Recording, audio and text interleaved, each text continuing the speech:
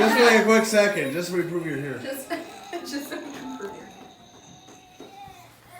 Oh, prayer. Alright, you're probably sitting here thinking, what in the world is she wearing? Well, I'm about to tell you a little bit about Norwegian fashion. If you don't know what a bunad is, that is what I am wearing.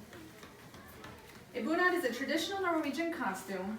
It is worn by both men and women, except for the men wear knickers and the women wear long skirts. My husband's family and I have both deep Norwegian roots.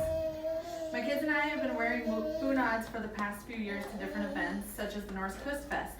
If you don't know what the Norse Kustfest is, it's a large annual Scandinavian festival here in Minot. They have a fashion show, and me and my kids are able to wear the bunads and show everybody the fashion of them. We also dress up for other events done by the Sons of Norway, including the celebration of Syttende Mai. We are also featured on the cover of North Dakota Travel Magazine for 2018. Kind of in the corner, but we're there with Josh Dumal. And on the back are some of my kids' cousins. I'm going to tell you a little bit about the history of the bunad, about the one I am wearing, and the more festival-oriented one, and then I'm going to tell you what they're still worn for today.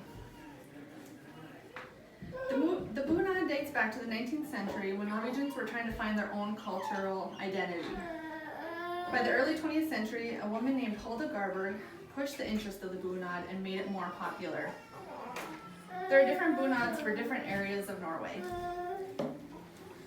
According to NorwayConnects.org, today the bunad is widely recognized as one of the most authentic and popular traditional folk costumes in the world.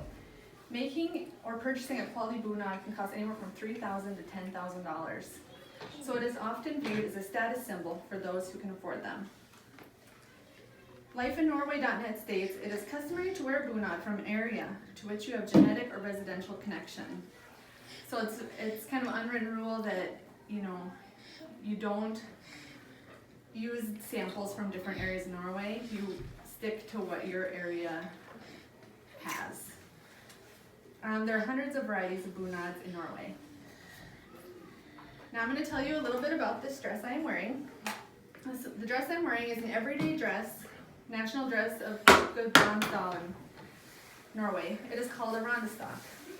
It has a red plaid top with green, red, and black striped skirt. It has a blue gingham blouse and is worn with an apron, but this one is not worn with jewelry. This dress is my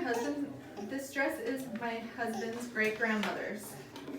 His great-grandfather wanted to surprise her with this dress, so he had his niece make it for her. And the way she measured it to make sure it would fit right was she would constantly go give her aunt hugs, so she knew how big to make the waist and everything. I thought that was kind of an interesting story. Where the dress I'm wearing is an everyday dress, there is more of a festival bunad. A festival bunad is a blue or black with wool and lots of embroidering. It is worn with a white blouse and Norwegian jewelry, but usually not with an apron. It also has a purse and a hat to match. Some of the jewelry with the bunad includes a pin that holds the neck together to keep the shirt shut, usually a brooch, cufflinks, and shoe buckles. Today, bunads aren't worn for everyday life like they used to be. They're more worn for special occasions. These include weddings, birthdays, folk dances, religious occasions. And one day you're guaranteed to find a ton of bunads is Syttende Mai, which is the 17th of May, and that is the Norwegian Constitution Day. I have a couple of pictures just from some of my kids modeling bunads throughout the years at the Norse Kustfest.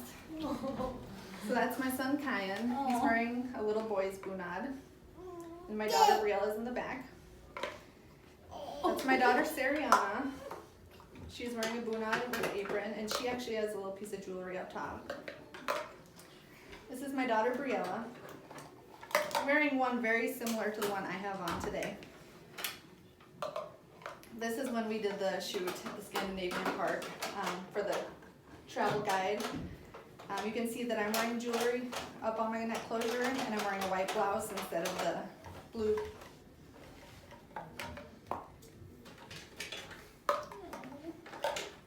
And the nice thing is my husband's grandmother has continued to make a version of the bunad just so that all the grandkids can show off, you know, the bunad style.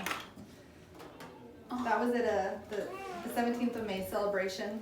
Our kids got to walk through with the Norwegian flags. And there's Kyan when he's a little bit younger. And then this one is Brielle, and she's actually wearing the bonnet that matches the bunad. Oh, I have one more I missed. It's probably one of my favorites. All right, I hope you enjoyed the information I've given to you today about the bunads. The one I'm wearing, the history of the bunad, and what they're still worn for today. Thank you.